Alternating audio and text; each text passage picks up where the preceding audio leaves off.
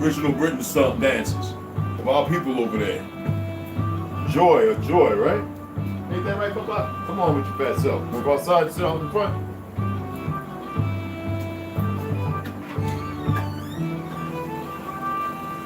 Oh, no, don't, the lizard's out there. No, stop. Oh, the lizard, stop. I see you trying to run out there. Let the lizard go. Come on, no. Just want to go out there and kill the lizard. I'm not killing the lizard. Okay? Give me that one. We'll go out there. Let me read and then we'll go outside, okay? No leash or nothing, okay? Cool? Roger that? Okay, let's go ahead and get this reading set up. A few more people come in. If they decide to come in, we'll wait for the non-monkeys to make their way. Yeah, we know they want to block right now, so they come in and watch. Which I can't give up. Now, let me stop entertaining y'all.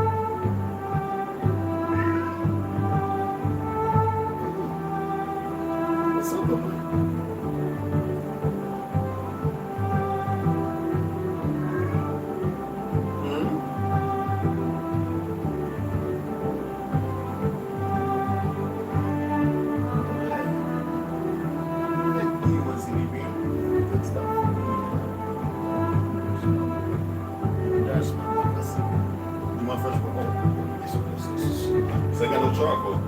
Okay, this is just for the plants. Like, it's good enough for you. It's good for the plants. Yeah. Okay. You like that? You want to drink it from the hip.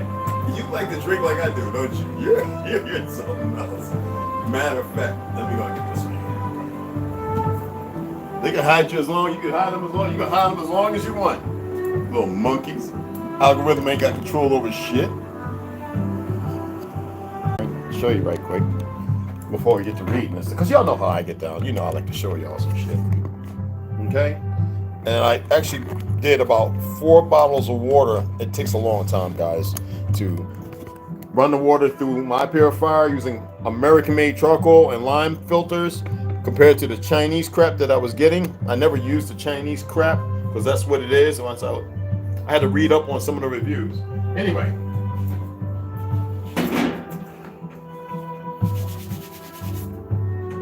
Remember I was talking about the seaweed I eat? I want to share this with you guys. Now, this is the one I enjoy the most. And I also have kelp, which is one of the same. I have a whole bunch of these. So I usually tear off. Remember I told you a square? And I'll have that every few days. Just snacking with like I have bags. This is the rice that I have bags of. Like I have like a whole bunch of them actually. I don't even know how many. There's a whole bunch. Matter of fact, I had actually made some. That's not open. And I wrap it with this and maybe a sardine or mackerel, which is one and the same. All right. But today I'm going to be using this right here. And this is, it's an enriched macaroni, which is fun. I also have unenriched, which is like chickpea and you know, some dried vegetables. But this is semolina. All right. This is semolina.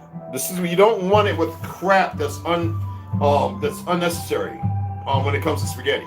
And you want to make sure it's not big on the dietary fiber and stuff like that. That's not what helps you poop. Because a lot of people, when they get diarrhea, they think that, oh, they pooping everything out. No, that means you're constipated.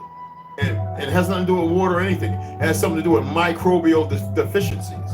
Okay? So you want to make sure you're using semolina, or there's a couple others out there that are really good, but I love and enjoy semolina.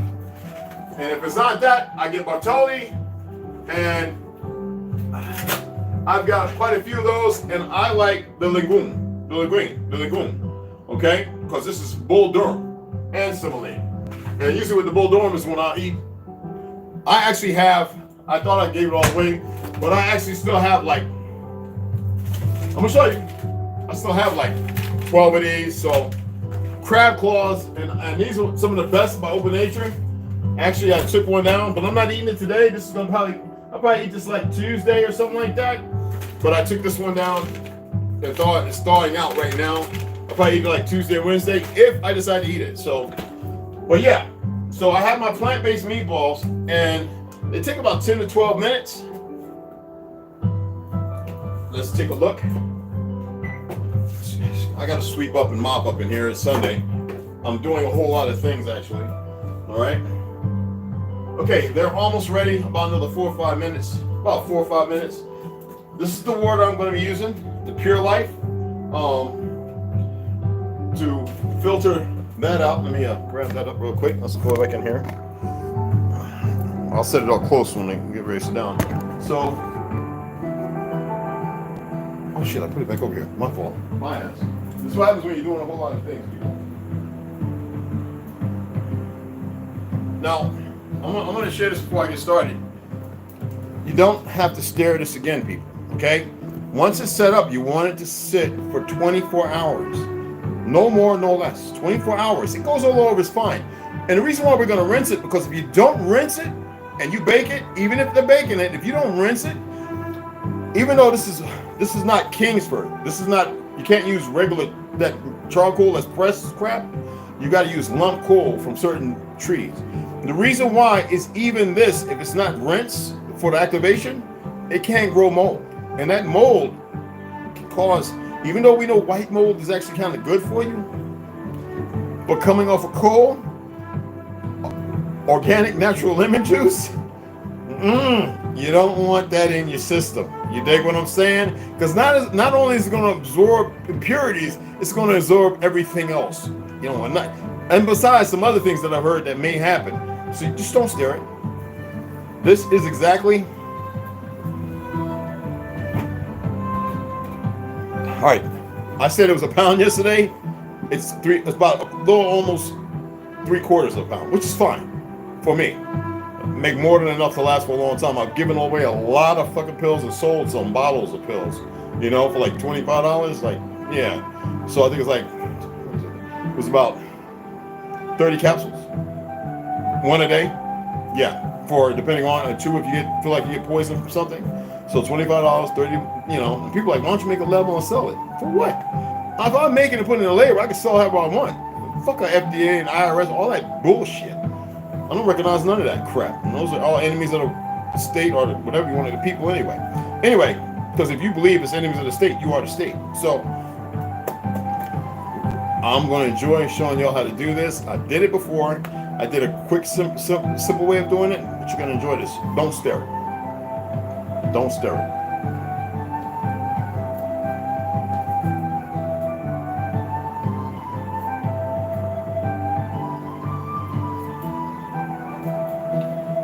So I'm going to read, but I want to get that stuff out the oven before I read. So I want to give it a couple more minutes, and then we'll just want to read something to you right quick, though.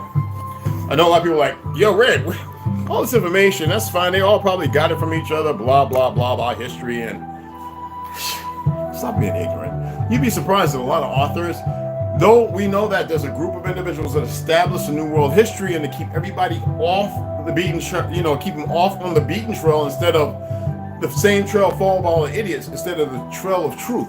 And they didn't make it about the sky. Now, there are things that they made it or ad-libbed in writing and passing on, history, gas. But I'm going to read this by Hyde Clark. The book I was telling you about, the researchers in prehistoric, and let me turn this down a little bit. I know some of you are like, damn it, I'm struggling with his voice in the music. Researchers in prehistoric and proto-historic comparative philology, mythology, and archaeology. Do y'all know what philology is? The philosophy of the whatology. What is it based upon? When you're talking about mythology and archaeology, what is ology? What is that? What is that on? What is that based upon? So when we're talking about the philosophy of the ology, it's and it could be contemporary, right? Well, let me read this to you right quick. Prehistoric and proto-historic comparative philology, mythology, and archaeology in connection with the origin of culture in America. And any of you who are really, really wise know that majority of the world practice our culture. I'm serious. Even if it's all the way back to the original endorsements of the wearing the clugs, to which you see people wearing over here, what do they call them? And especially over in Atlanta with all the gay folks. But anyway, right? The Crocs. And what is a Croc in relationship? The baby Crocs. What is that in relationship to? See, this is the perversion and accessibility of the truth of history when you research simple narratives. And that's for you to, and some of you might already know, but those are things to key in on. Now, what I shared is the Paiute Indians. Original pictures, there's over thousands of them. They're Negroes. But who are these motherfuckers claiming to be Paiute right now? Do you see how simple and pathetic they are? And that's why I showed you the pyramids of the Nevada Lake, not the ones not the ones where they destroyed everything in California. They're all over. But somebody shared something to me. I was like, oh yeah, I got all that already. I know about that, bro. Come on, but I love him. So it was like I take it and like appreciate it, rekindling the truth. And so then I said, let me show some pictures and then break down the history. And I was like, let me copy and paste and change a couple of words, but it's not that it wasn't always known, but you couldn't find that not too long ago. You see what I'm saying? For some reason, a lot of things are coming up. People are discussing things that most people ignored 15, 20 years ago. It's mind-boggling. I love it. So it's an infusion of truth with the diaspora of, what do you say? How do you say it? Finding again. The diaspora of finding. Relevance. Coming to fruition. Okay? So in here, right? Heidi Clark. Listen. Memoir of the Anthropological Institute men, American Oriental Society, and of the Byzantine Philological Society. And I told you it's philosophical, but this is philological, another outsert. For members of the American Anthropological Institute, London, published by N. Trudner and Company, 57 and 50, Ludgate Hill, EC, 1875. 1875. Listen to this. Condition of ancient America. To what condition? American grammar and Caucasian.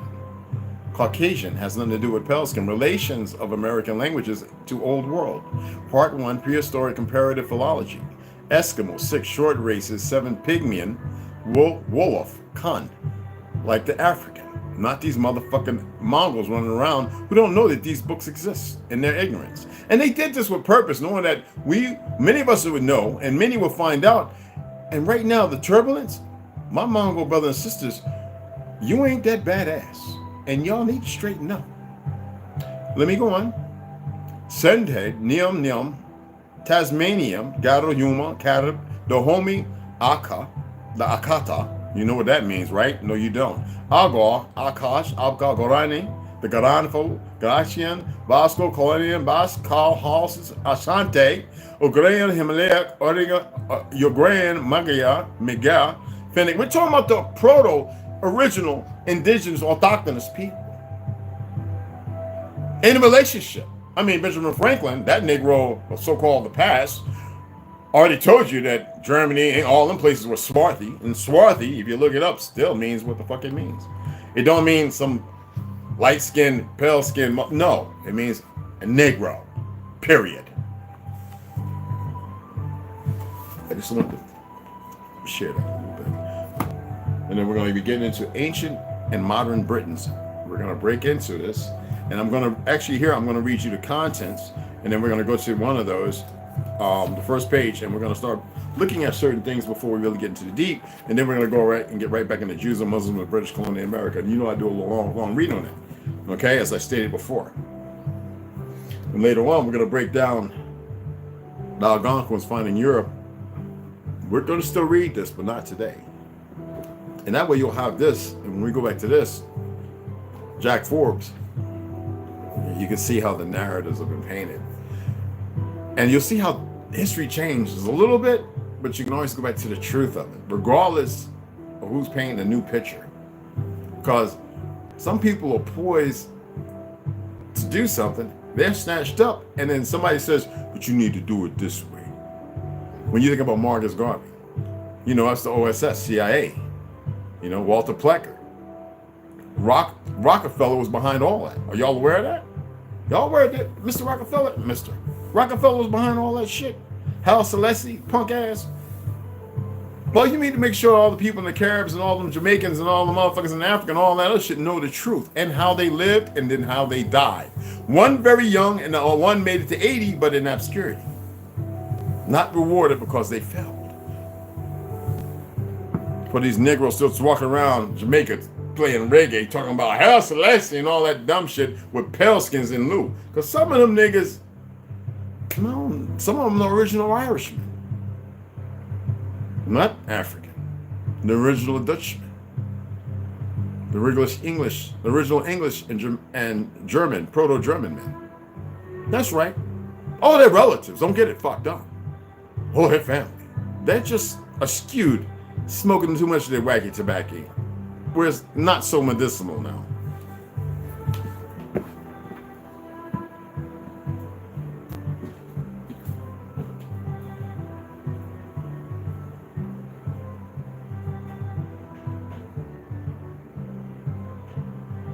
Oh, hell yeah.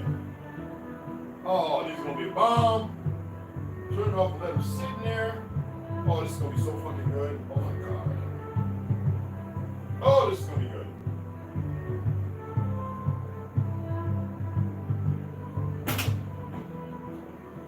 Oh, this is going to be fucking delicious.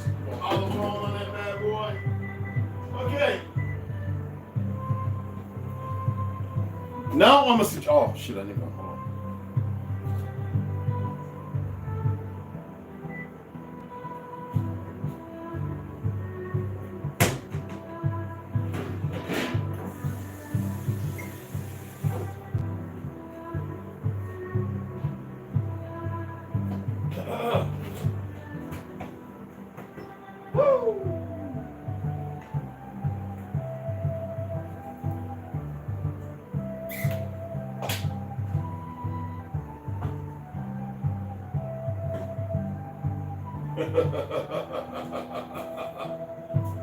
Motherfuckers better get real safe.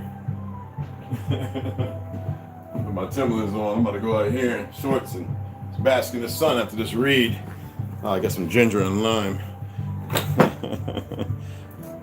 Oh, this water is purified, but it's not purified with charcoal. It's just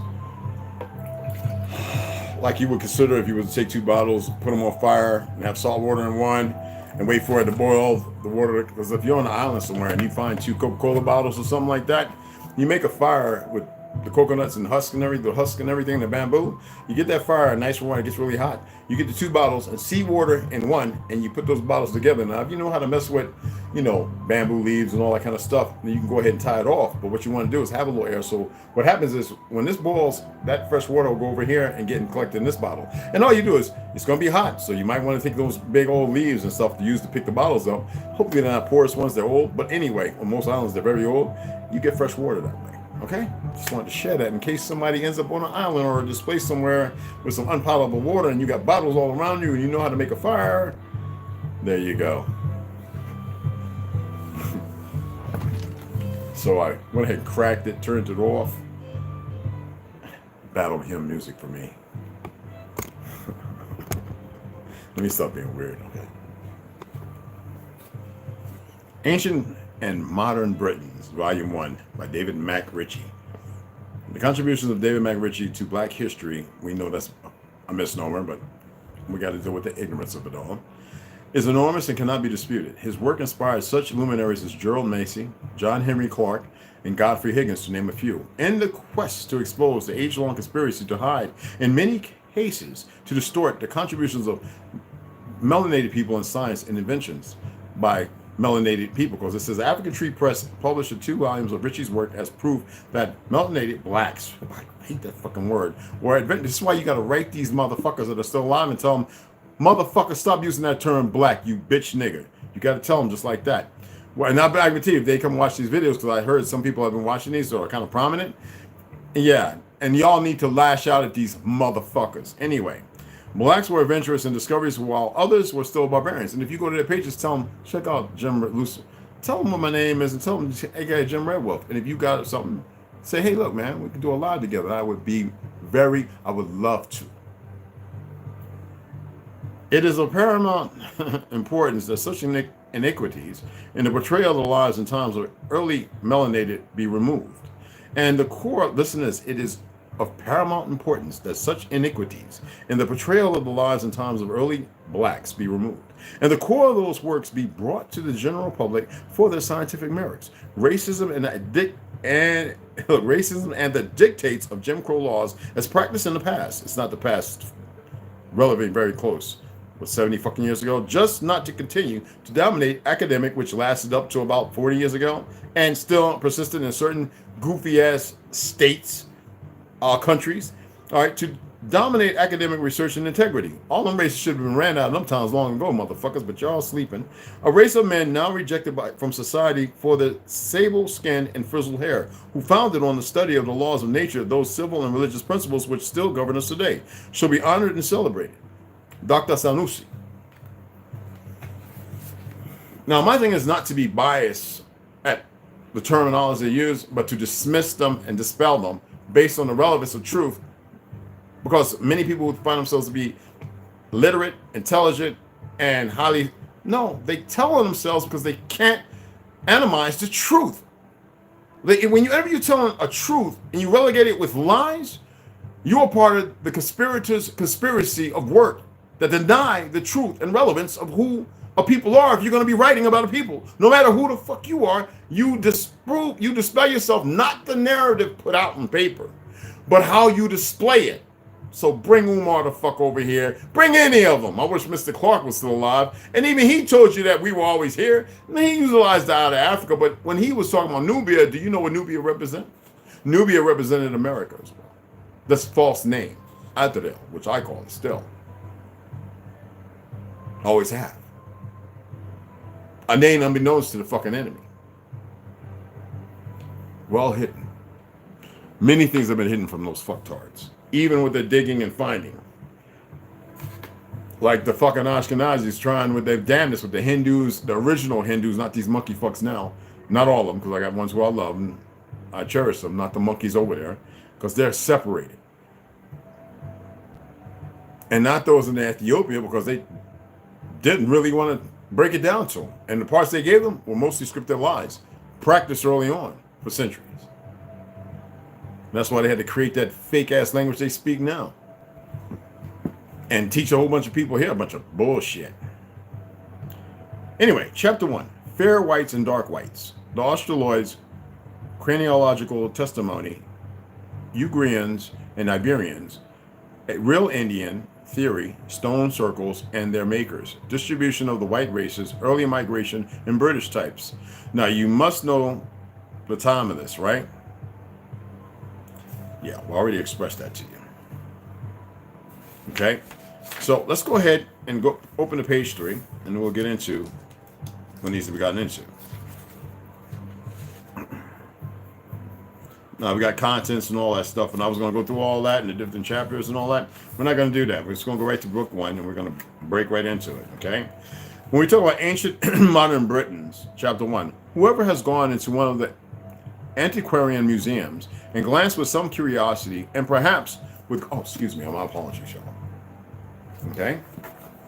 Excuse me. Growing interest at the withered fragments of canoes preserved from total decay by the peat out of which they were dug. We're talking about over here, canoes. Remember that word for canoes is what? Water. What does canoes mean? Water. Not water. Because canoes float on a liquid, we got the name water. Preserved all over Earth. Preserved from total decay by these fraudulent motherfuckers. Total decay by the great. You know, I have a detest for them. I just do. They fucked up royally. Anyway, total decay by the peat out of which they were dug. At the stone heads of weapons whose handles have rotted long ago. At the flint knives and arrowheads. At the sun-dried pottery. At the gaudy beads of amber or of colored grass. At the combs and ornaments curiously carved out of bone, and at all such other relics of a remote past, has soon, in all likelihood, found himself speculating upon the nature of the people who made and used these things. The things themselves are plainly allied to the weapons and ornaments of existing savage races, and we know that the people vaguely spoken of as ancient Britons, to whom these articles are attributed, were themselves allied to such races by community of customs. They wore little or no clothing. They tattooed their bodies and faces. They painted themselves blue or green. And some tribes smeared themselves over with iron ore. Repentance, mind you. Some of them are stated to have been cannibals. Could all such resemblances have existed if the races themselves, however far separated now, had not all belonged to a common stock? Can there be community of custom apparent in most minute details without there being community of blood? Surely not. Such a practice as cannibalism might easily exist among nations who had lived apart from each other since the making of the world.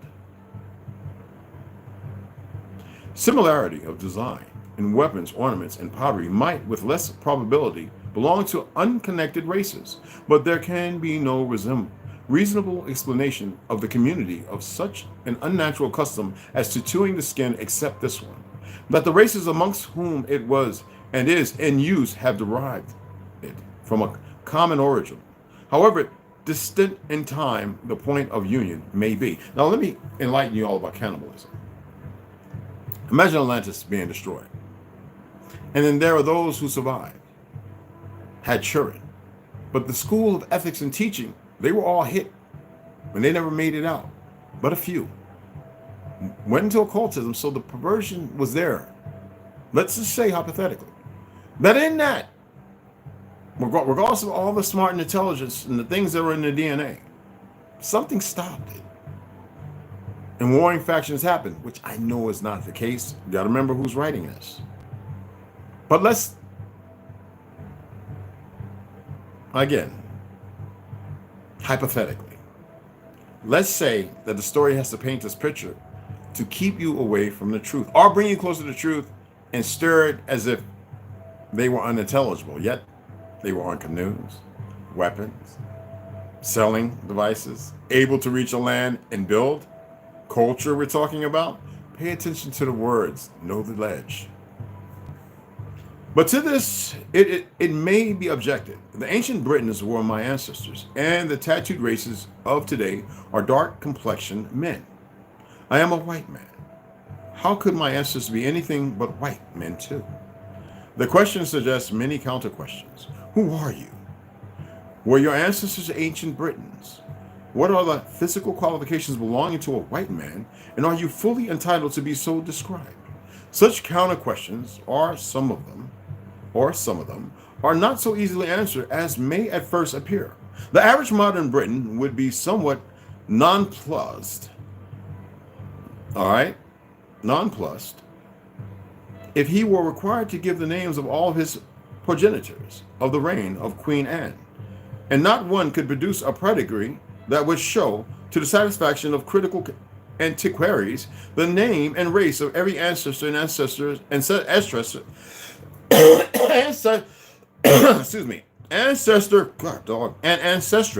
living at the date of the Norman conquest. The limit might safely be placed some centuries nearer our own timing, but the Norman conquest will do. And as for the question of complexion and the physical traits, it is becoming more apparent every day that we are a mixed race. Though most of us seldom realize the full force of the words, and many of us are unacquainted with the heterogeneous nature of the mixture, it will be well to ascertain the opinions of the subject arrived at by men of science. Professor Huxley states in his remarks relative to his map showing the distribution of the chief modifications of mankind, published in the Journal of the Ethnological Society of London, volumes 2, number 4, that the inhabitants of British islands are a blending of two great types, the Xanthocroi and the Melanchthoi. The first division is composed of the fair whites, who are described as of tall stature, having the skin almost colorless, as so delicate that the blood really shows through it. The eyes are blue or gray, the hair light, ranging from straw color to red or chestnut. The beard and body hair abundant, yet I know pictures where it shows these very same people very dark with blonde, blue, green, gray eyes. And I'm talking about dark. The skull presents all varieties of forms, from extreme dolichocephaly to extreme brachycephaly. I hate that word in medical terminology. I just test them. That this class includes men with very long and very short heads. The second type is that of the dark whites, of which he says, under its best form, this type is exhibited by many Irishmen, Welshmen, and Bretons, and by Spaniards, South Italians, Greeks, Armenians, I'm on the rush to the gun, Arabs, and high caste Brahmins. A man of this group may, in point of physical beauty and intellectual energy, be the equal of the best of the Xanthocroi, but he presents a great contrast in other respects to the latter type, for the skin, though clear and transparent, is of a more or less brown hue, deepening to olive. The fair, fine, and wavy is black, and the eyes are of a like hue.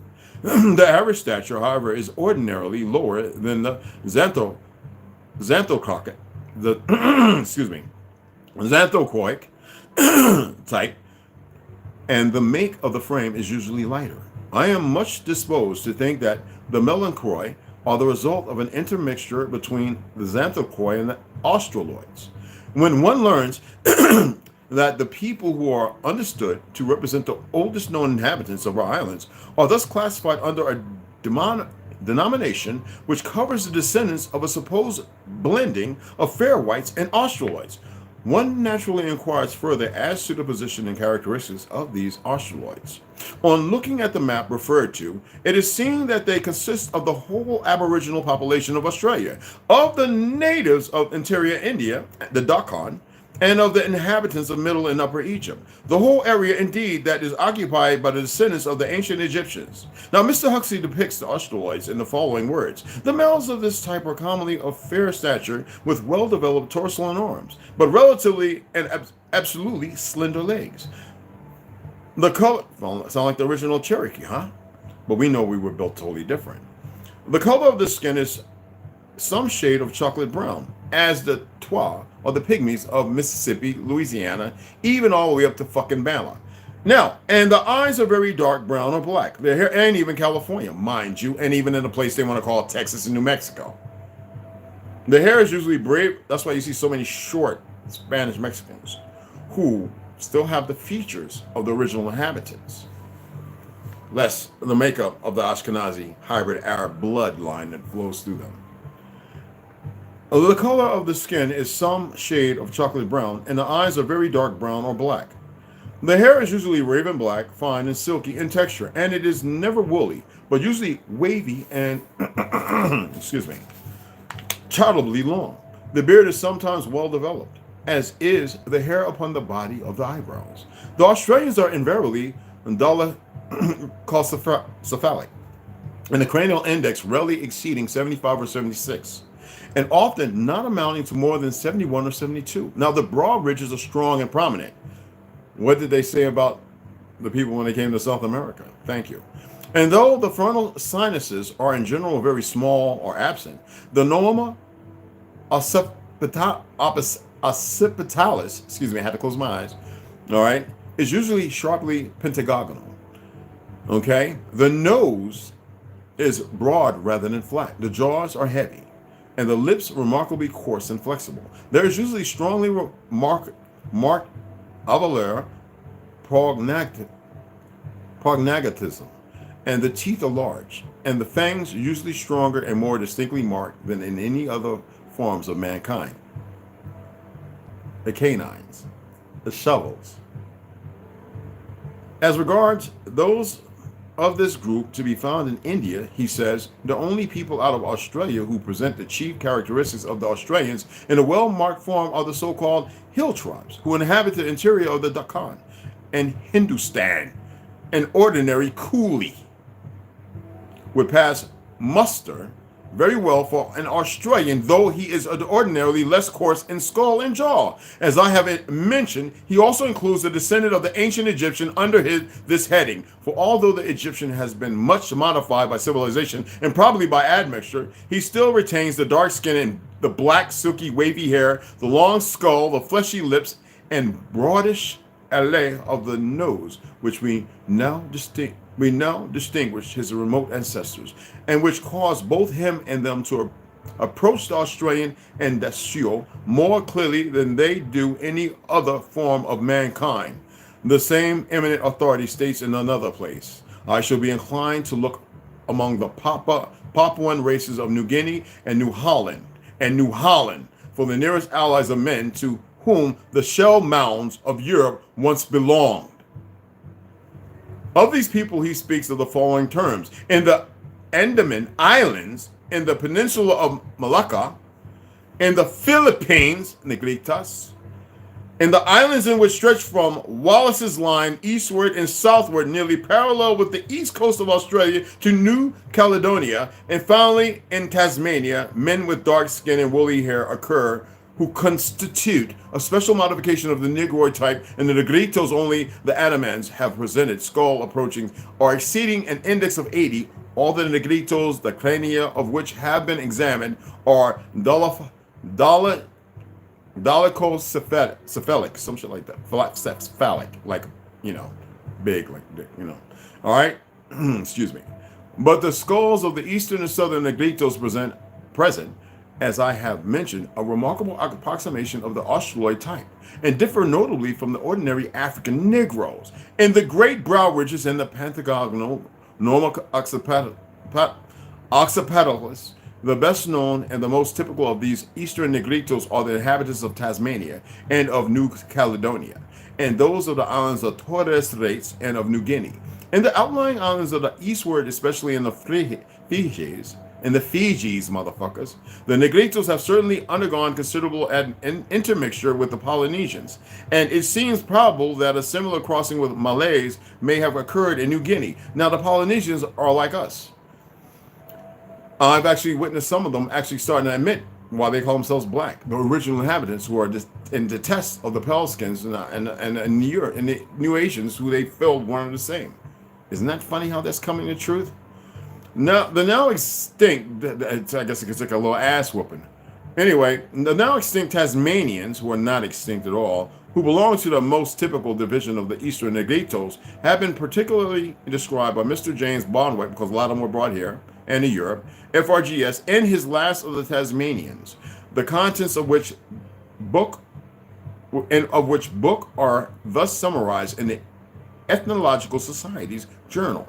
The Tasmanians are described as having been a people of moderate stature, and compared with the Australians, stout and robust. The skin was of a dark brown color or nearly black, and was ornamented with cicatrices cut upon the chest, scarification, and the shoulders and the thighs, while the entire body was debarded with a mixture of grease and red ochre, which was also liberally applied to the hair. Wells Fargo. Fuck you. Excuse my language. Sorry about that. I guess somebody's saying call, like I want to hear what they got to say. Torres Straits and of New Guinea. Anyway. The now extinct Tasmanian Negritos have been particularly described by Mr. James Bonwick, FRGS, in his Last of the Tasmanians, the contents of which books are thus summarized in Ethnological Society's journal. Now, the skin was of a dark brown color or nearly black and was ornamented with, I'm reading again, scarification, cut upon the chest and the shoulders and the thighs, while the entire body was debarded with a mixture of grease and red ochre, which we saw again over here, which was also liberally applied to the hair. It is notable that certain stone circles and piles of stones, evidently of human erection, have been found in the interior of the islands. What do they call it? Hinges. The importance of studying these Tasmanian sections of the Australoid division is very apparent. Not only does Mr. Huxley argue from the appearance of certain existing Britons that they represent in a degree a British race of Australoid type, but there are visibly and tangibly proofs of the previous existence in our islands of such a people.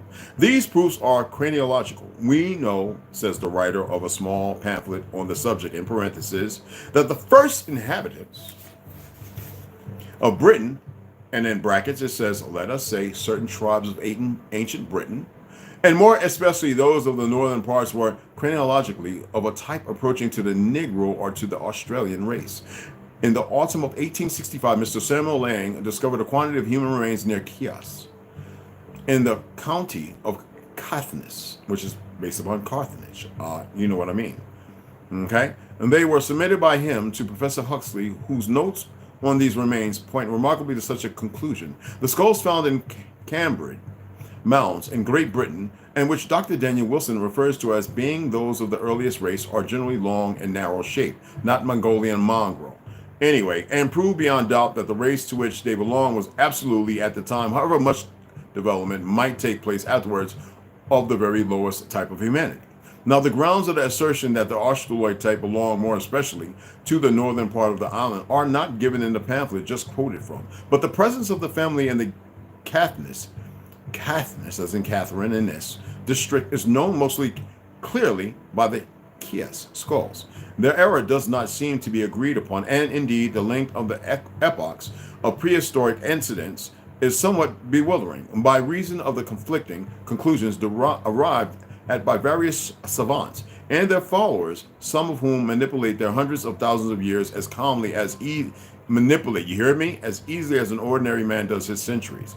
But in dealing with those stone folk and troglodytes, one must remember that both exist at the present day, side by side with higher races, and that consequently the era in Britain may not be so very remote after all. Of course not. That's why I keep telling y'all, stop paying attention to this 5, 8 to 1,000 years these fucktards added on. And the fact that when we talk about 1800s to the 1900s, they were running around the world murdering our fucking people, our righteous ancestors. These half-breed, dimwit nutcases who have been miseducated by those who would not even wife, but betrothed the women of our ancient races to make these sadistic fucktards running around who don't want to listen to those of us who know who they are. And they will wake up and realize that they have been wrong all of fucking long, like all the pale skins in Russia. The majority of them being Negro stock them damn goddamn selves. I say that with authority. Ukraine as well. Take a good look at them. If you don't believe me, take a real good look at them.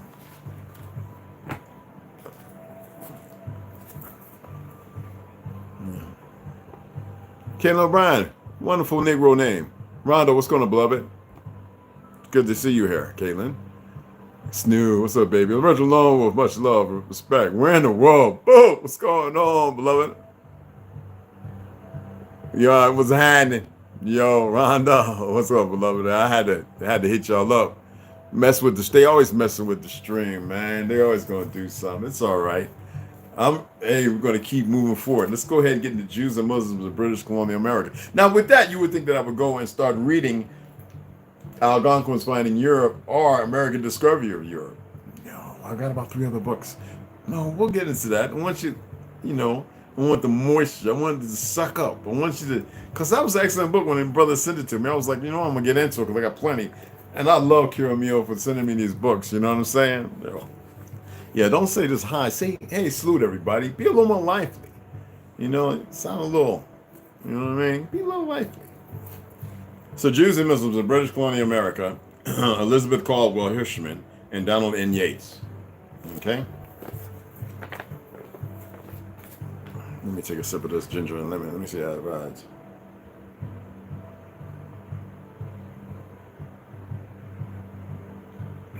Oh, yeah. Be careful of the honey you purchase out there. There have been reports that some of the honey's been making people a little fucked up. Be careful. Okay? Now, I haven't been marking this book, so we're just going to pick up right where I was at because we actually have a whole hundreds of surnames to go through.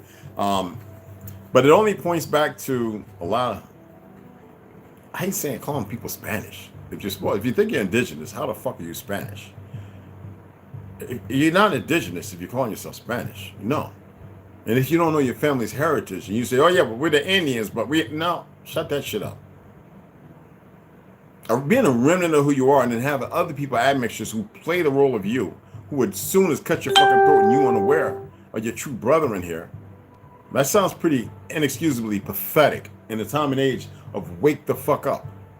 And thank goodness there's many brothers, and that's not Latin America, but in that part of our land, of Atherville, okay, who are the remnants, the true remnants of the minor Olmecs, and even before that, the true Atlanteans of this society, not lost in the discourage of propositions of new narratives and ideologies that have nothing to do with truth, but a different age of lies. No, I respect y'all highly.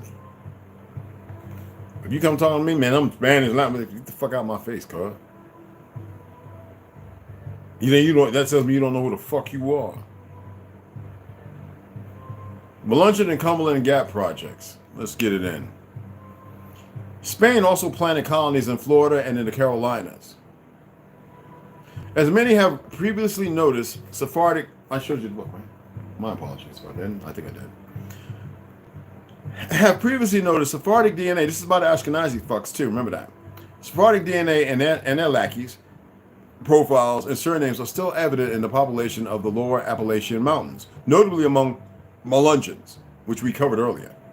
A dark-skinned European ethnic group mixed with American Indians and Africans found dwelling there when the first English, and they want to call it Africans because Africans are a new age fucking term, in which these writers would get their shit together, found dwelling there when the first English settlers crossed the Blue Ridge into Cherokee territory in the 1600s, because there weren't no fucking Africans here. There were melanated Negroes of Europe and all around, you monkeys. But anyway, Melungeon Y chromosome data invoked the Cuban pattern with R1b, again, far outstripping all the other haplogroups. Several J and E3b participants have Ashkenazi Jewish matches, while a number of R1b males have matches in South and Central America and the Caribbean. And what did I say about these fake-ass New Age Dutch coming over around late 17, mid 1800s, to betroth the women, to make new babies, to turn on the family. You think I'm fucking playing? Okay. All suggesting Sephardic ancestry, Ashkenaz bloodline. Selected surnames from the author's project appear below. And those who were stolen the fuck away with promises, hey, we're going to go over here to England and these places. And, we, you know, not saying that we murdered most of the Negroes there. And we need the women because, oh, y'all are so buxom and beautiful. And the shit we like to do with you with our diseased and crepit bodies to make a new race. And then we're going to educate and teach ourselves. That's what the fuck was going on. Anyway, I hope you feel some kind of way about me saying it that way, which I really don't care. Anyway, Ashkenazi Jewish matches, all right, while a number of Sephardic ancestry, select the surnames from the author's project appear below. The much larger Cumberland Gap Y chromosome data echo these results and indicate that both Appalachian populations, which overlap to some degree, incorporate a combination of Sephardic and Ashkenazi Jewish ancestry. Melungeon mitochondrial female lineage figures lend support to this hypothesis and show that the first Melungeons tend to be families and couples, not solitary, scattered shipwrecked Portuguese settlers. As has sometimes been suggested in some, Melungeon DNA is similar to Latin American, with the exception of a heavy Scottish-Irish component. Melungeon surnames of Y chromosome types: Adair, Adkins, Alexander, Austin, Baggett, Bell, Blevins, Boone, Brown, Bunch, Caldwell, Campbell, Carter, Claudill, Chaffin, Christie, Collins, Cooper, Cowan, Flores. Probably the same as Dare, either from Hebrew, Adar, or Darius. That's Adair. Adkins, one from Axis or Occam. Alexander, Scottish clan name from Alexander the Great, hero to Jews. No. Alexander the Great was not a fucking Ashkenazi, a fucking Nazi. Anyway, sub-Saharan African type, Austin, perhaps from times of Roman occupation. Austin, Texas. Arabic surname, which is with baguette. Ashkenazi Jew would be Blevins. All of them fucking are really. But anyway, but they're stolen. Davidic good name like Boone or Bon, which would be Boone, like in Daniel Boone. Border country clan, common American Jewish name, or surname would be Brown. Stolen, again. Sub-Saharan African type, which we know there's no such thing, which would be Bunch, E3A, all right? And the other ones were R1B, J2s and stuff like that, and even E3A, which would be the Austin. Now, the Caldwell, surprisingly, would be from Ashkenaz place name Caldwell, matches Wallen and Rodriguez.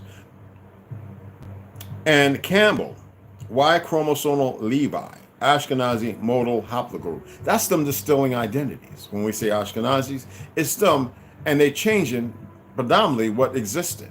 But when you think about the R1A, R1B, then you got to look a little deeper. Claudill, rare, matches only other Claudills in Israel. Chaffin, probably from Cohen, matches Ortiz, Klein, Goodhart, Marrero, Canary is. And Christie, when you want to get into Puerto Rico, R1B, mind you, Puerto Rico 24 marker match with Cuban, Chile, 23 to 25 match with the Azores. And then we think about Collins, sub-Saharan African type, Collins. We know that's not the origin. Well, yeah, because I told you a lot of the original Irishmen now think they're fucking Africans, thanks to these fake-ass professors and teachers. Hebrew from Jacob, Cooper, meaning merchant. And there is some Ashkenazi matches, but you got to remember, they stole our fucking identities every fucking where and recreated a whole new group, races of people, because they don't remember their remnant of origin or their truth. Now you get into Cowan, i.e. Cohen, Scottish clan, 2 reps. Anyway, I know grew up with some women, Sandy Cowan, a few other Cowans. Yeah. And Flores, R1B. And if they only knew the track that they come from a Negro lineage, they might change up the diversity of their ignorance and cut away a lot of it. A Sephardic name, haplotype, Portuguese family claimed to be Huguenot, and that's Flores. I just wanted to read that little shit. That's about 100 more motherfucking names and a whole lot of other shit. And if you have a hard time understanding what the haplogroup means, go and Google it and have a clearer understanding of what R1B, E3B, J, fucking I, G, fucking the O, what it actually literally means as far as the haplogroup goes, and there are others. And we'll get into some more of these because I want to read the rest of them, but it's a lot and a lot of information. I would just like to see y'all wake up out your comas and start making some different things, you know, doing some different things. I'm about to go outside and get a little walk on, people. I appreciate y'all taking the time to come over here and listen. Yeah, we got the other stuff set up for later. I appreciate y'all. What was that? Power of Light? What the fuck they had to say? Ask you fucking Nazi. That's our people, man. That's Haas Sizzle. He's cool. He's all right. Who's the Power of Light though? Yeah, Haas is cool. That's cool. Got it. Oh, you got rid of what did somebody say? Some retarded fucking little fake ass Jew came along and said something? Let me see AR. You can see my dick. Anyway, yeah, I want to entertain you with that. What's going on, Haas? What's going on, Haas Sizzle? What's cracking? What's going on, beloved? Already. Sometimes I gotta ask me. I know some people from like back a little ways, you know what I'm saying, or not too long ago, you know, like recent, but you know, I've been peeping them for a minute, and I'm paying attention to a lot of their work. Power of Light, like you want to know what the power of light is? Darkness. Be careful what the fuck you try.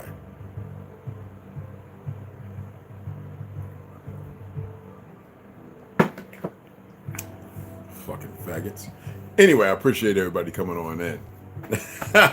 These little fucking new age homosexuals crack me up. You better go and get a whole lot of testosterone and shit. Go tell them to shoot you up with some of that good shit. I want to see how this shit feels.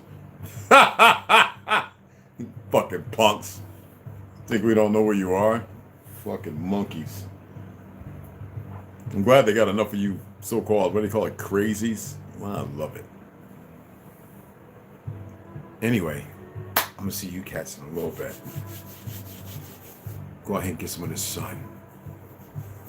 And also, these are the new age agents and shit if they are, which they're fucking comical. It's funny as fuck to me.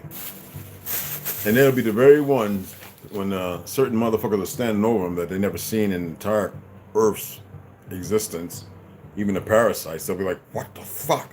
When they're trying to run in their little fucking piece of shit machines, and when they're being snatched about the sky and every fucking where else under the ground is brought to the surface, when you motherfuckers are standing there to see and you be crying, we didn't know, it won't mean a fucking thing, so you might as well do what you gotta do.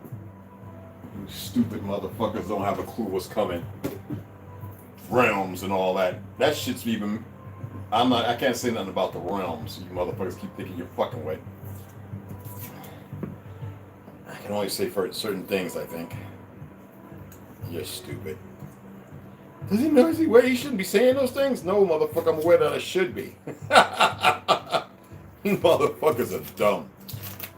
All that time is still fucking dumb. All this time. And this dumb. It's like they're making you dumber and dumber. Seriously, they really are. They're making y'all dumber and fucking dumber. I guess they know they want to destroy a whole lot of shit, and they'll be surprised what happens when that goes around. Yep. And they're trying to probably run around, trying to figure out what the fuck is he talking about, and he's making up some shit. We've been checking, and nope. I did what y'all do, you lie. We're gonna lie about some things too.